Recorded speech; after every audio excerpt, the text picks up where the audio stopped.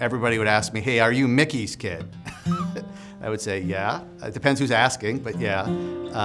And a judge would pull me into a chamber and tell me some funny story about my dad when he was 30 years old. He loved the courthouse. He loved to go down and interact with the judges, with fellow lawyers. He was always anxious to tell the new joke that he had just learned or have a cup of coffee with somebody. So, that sort of social interaction was really at the core of who my dad was. There'd be a young lawyer who, during a trial, would face some sort of procedural hurdle. And it wasn't uncommon for my dad to ask for a recess, pull the young lawyer aside and teach him how to overcome that hurdle. And the one thing that he would always say to him is, don't tell my client I told you how to do this. And so he had a big heart. So my dad was a very stubborn guy and always trying to just kind of work through these things. So he was coughing. The doctor says, hey, you still have a little bit of the pneumonia, but generally a clean bill of health. Comes back home, and then I get a call on Wednesday night that he couldn't stand up. And so he gets picked up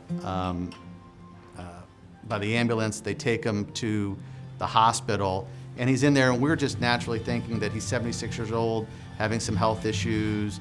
Maybe it's his heart again, maybe it's the pneumonia, but let's just make sure that he's safe. My dad was admitted into the hospital the very day that the governor's regulations first came down about not being able to visit people in the hospital.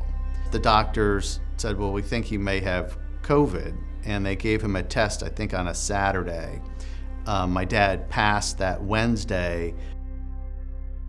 It was very frustrating, where people didn't believe that COVID was significant, didn't even believe that COVID existed.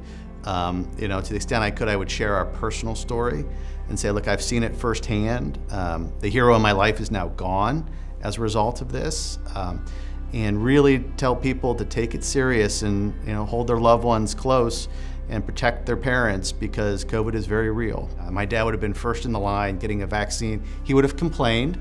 He would have said the needle was too big. He would have pointed out that the nurse was pretty. My dad was always looking out for others and caring about others. And he would have been one of the biggest champions for getting the vaccine and making sure we're licking this problem.